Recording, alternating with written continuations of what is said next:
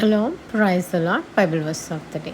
నీవు నన్ను కలుగజేసిన విధము చూడగా భయమును ఆశ్చర్యమును నాకు పుట్టుచున్నది. కీర్తనలు 139 14 వచనం. ఇంగ్లీష్లో చూసినట్లయితే ఫియర్ఫుల్లీ అండ్ వండర్ఫుల్లీ మేడ్. ఇక్కడ మనం చూసినట్లయితే మనల్ని ఆయన అంత అద్భుతంగా ఆశ్చర్యకరంగా చేశారనమాట. అంటే మనం చాలా ప్యూర్ లవ్తో చాలా హెల్తీగా పుట్టాము. మన హెల్దీ హార్ట్, మన హెల్దీ లైఫ్ స్టైల్ అంతా ఎక్కడికి పోయింది? లోకల్లో మనుషుల్ని నమ్మడం వల్ల మన హృదయాలు పగిలిపోయినాయి అండ్ మన ఆరోగ్యము పాడైపోయింది. ఫిజికల్ ఆరోగ్యం ఎలా పాడైపోయింది? పనికిరానివన్నీ తినడం వల్ల కదా. కానీ ఇప్పుడు ఒక మిషన్ చెడిపోయింది. మనము దగ్గరలో ఉన్న రిపేర్ షాప్ వాళ్ళ దగ్గర పిలుస్తాము, వాళ్ళు వచ్చి చేస్తారు.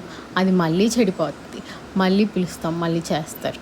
అండ్ కొన్నిసార్లు అయిన తర్వాత ఇది మేము చేయలేమండి, మీరు మ్యానుఫ్యాక్చర్స్ పంపించండి, వాళ్ళు మాత్రమే ఈ డిఫెక్ట్ని రెక్టిఫై చేయగలరు అని అంటారు.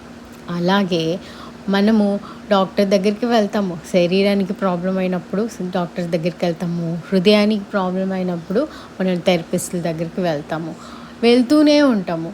కానీ డాక్టర్స్ థెరపిస్టులు చెప్పండి ఏంటంటే గో టు గాడ్ అని చెప్పరు. అంటే మనల్ని క్రియేట్ చేసింది మన మ్యానుఫ్యాక్చరర్ ఎవరు? యేసే కదా. మనం ఎవరి దగ్గరికి వెళ్ళాలి? యేసయ్య దగ్గరికి వెళ్ళాలి.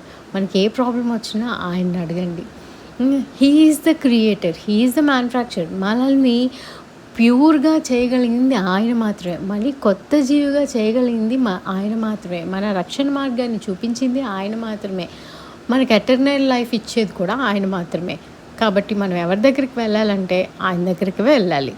ఆయన మాత్రమే మనల్ని ఒక న్యూ లైఫ్గా చేసి, న్యూ క్రియేషన్గా చేసి ఆయన పిల్లల్లాగా మనల్ని దగ్గరకు తీసుకుంటాడు. సో ఇవాళ మోకాళ్ళేసి ప్రార్థన చేసి మారు మనసు పొంది ఆయన్ని స్తుతించి ఆరాధించి రక్షణ మార్గాన్ని పొంది పరలోక రాజ్యానికి వారసులు కండి. Thank you so much. Amen.